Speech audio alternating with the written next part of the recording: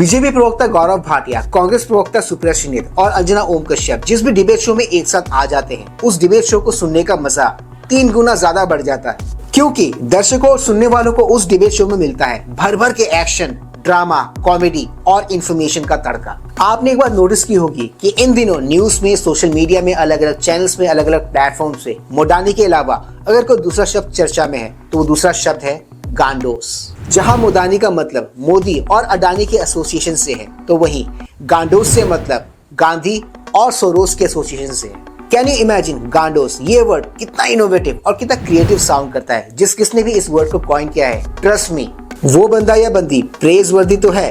Creative freedom का एक बेहतरीन नमूना, एक बेहतरीन एग्जाम्पल है ये वर्ड गांडोस। Now you might be thinking कि ये कुछ ज्यादा हो रहा है। आई नो ये कुछ ज्यादा ही हो रहा है, बट क्या है ना, कभी कभी कुछ ज्यादा कर लेना चाहिए ताकि कहीं पर कुछ कम ना पड़ जाए।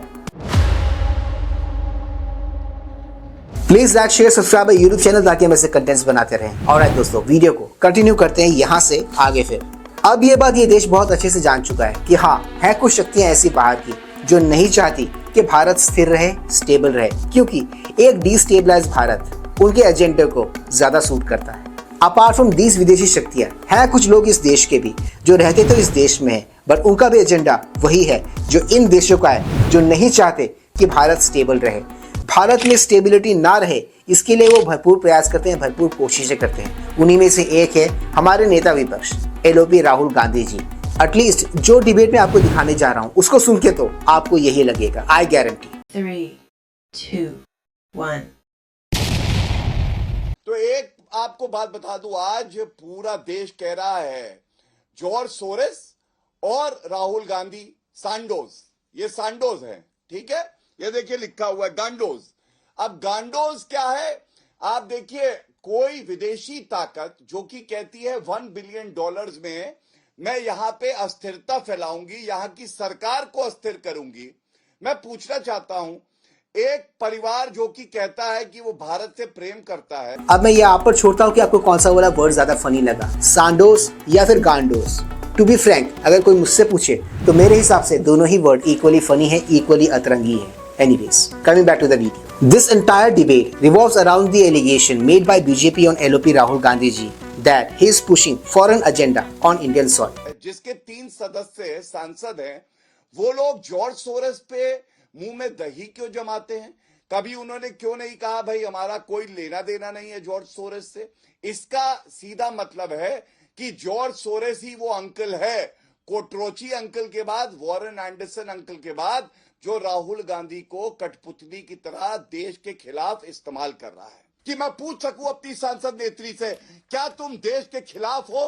क्या तुम आस्तीन का सांप हो? क्या तुमने देश को Those who do not know ये जॉर्ज सोरोस कौन है, जिसके बारे में यहाँ पर बात की जा रही है, तो उनके लिए शॉर्ट में ये 80, 85 या फिर 90 साल का एक बुढ़ा है जो एक अमीर, सनकी और बददिमाग बिलियनर है, जिसे लेफ्ट विंगर्स अपने लिए मसीहा की तरह मानते हैं, क्योंकि लेफ्ट विंगर के जितने भी प्रोजेक्ट इस दुनिया भर में चलते हैं उसको फंड करने का काम अक्सर इसी की संस्थाएं करती हैं, यही उनके पीछे होता है। And sorry for my language, but क्या है ना, इसकी बातें अगर आप सुनोगे तो इसको इज्जत देने का आपका मन बिल्कुल नहीं करेगा। मेरा तो बिल्कुल नहीं कर रहा था, सो सॉरी, फ्रस्ट्रेशन या फिर गुस्सा बाहर आ गया। ये वही सन की नमूना है जिसको किसी भी देश में कोई भी नेशनलिस्ट सरकार नहीं चाहिए। इसको चाहिए कि वहां पर लेफ्ट विंगर्स की सरकार हो। इसने तो यहाँ तक कहा था कि जो भी कोई मोदी को सत्ता से हटाएगा उसको वो $1 बिलियन देगा। अब उनका इस किस्म का और ऐसा ऑफर भारत से कौन कबूल कर सकता है, भारत से कौन उसको एक्सेप्ट कर सकता है, ये सब मैं आपके विवेक पर छोड़ता हूँ। बेचा है, और अगर वो चुप रहेंगी तो ये माना जाएगा कि इसमें सत्यता है कि अगर विदेशी कोई भी हो नारी, वो भारत की जो है सिटीजनशिप तो ले सकती है, लेकिन वो भारत से प्यार नहीं करती है। चलिए, अगर अब आपने बोल लिया हो और 8 मिनट तक मैंने बीजेपी के प्रवक्ता की कुछ जाहिल बातें भी सुनी, तो अब मैं बोलना चाहती हूँ।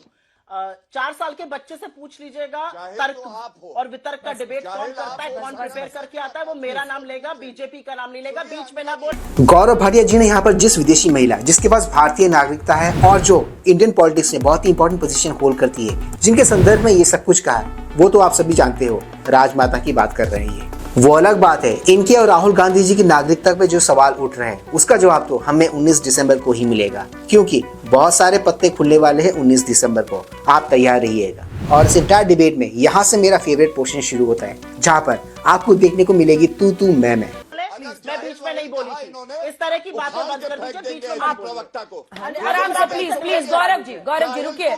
गौरव जी तुम हो गौरव जी एक सेकंड। गौरव जी आपने भी उनको कहा ना, पार्टी को कहती है मूर्ख है, अरे मंत्री को कहेगी आवाज मूर्ख बंद है। करिए आप भी बददिमाग कह रहे थे ना गौरव जी आप भी बददिमाग कह रहे थे। मैं आप दोनों से रिक्वेस्ट कर रही हूँ, दोनों की आवाज नीचे कीजिए। मैं एक दोनों को आपको कह रही हूँ, शांत हो जाइए एक बार। अंजना जी 8 मिनट तक बीजेपी के प्रवक्ता ने बोला मेरे नेता। वैसे एक बात तो इन दोनों ही प्रवक्ताओं का आपस में जो इक्वेशन है, it's like Tom and Jerry. जिस तरह टॉम जेरी को देख नहीं सकता और जेरी टॉम को, ये दोनों भी ठीक वैसे ही हैं। ये भी एक दूसरे को बिल्कुल हैंडल नहीं कर सकते, बिल्कुल देख नहीं सकते। को गद्दार कहा, उनको नहीं टोका, ना मैंने टोका ना आपने टोका, तो मैं बिल्कुल बोलूंगी। मैं क्यों नहीं बोलूंगी? मैंने बोलना शुरू किया, बीच में बोलने लगते हैं। अरे तर्क है तो तर्क लेके आओ ना डिबेट में। 4 साल का बच्चा भी बताएगा हिंदुस्तान के डिबेट में अगर कोई वेल प्रिपेयर होकर जाता है वो मैं हूं। आप लोगों की तरह गाली गलौज करके व्हाट्सएप के खर्रे पढ़ के नहीं जाती हूं।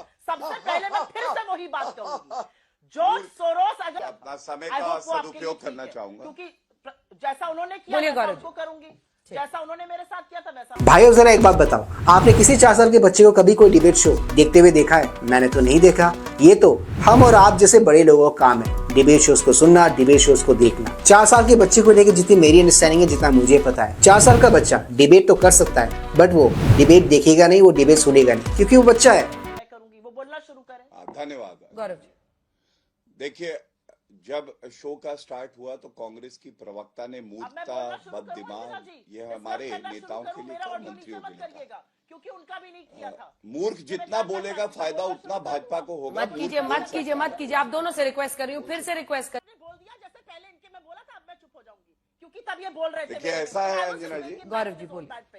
Thank you. बच्ची है ये छोटी सी। क्या आपने कभी गेहूं के साथ घुन को पिसते हुए देखा है? अगर इस केस में, इस डिबेट में गौरव भाटिया जी और सुप्रिया शिंदे जी गेहूं है, तो घुन यहाँ पर अंजना ओम कश्यप जी। लॉलीपॉप दीजिए, ठीक है। बददिमाग के साथ बच्ची भी है। गौरव जी टॉपिक। अंजना जी, आपने एक चीज पे ध्यान नहीं दिया और मैं ध्यान जरूर केंद्रित करूंगा। डिबेट की शुरुआत करी कांग्रेस के प्रवक्ता ने।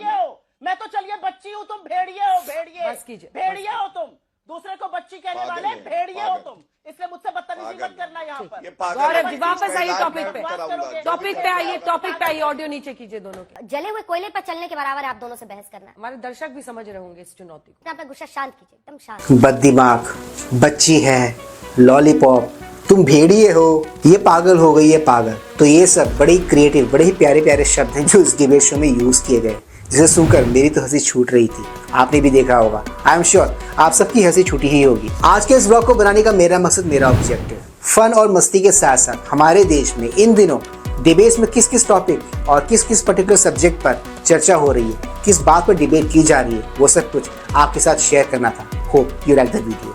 आज के इस ब्लॉग में सिर्फ इतना ही। मैं मिलूंगा आप सबके साथ अपने अगले ब्लॉग में। टिल देन कीप स्माइलिंग दोस्तों।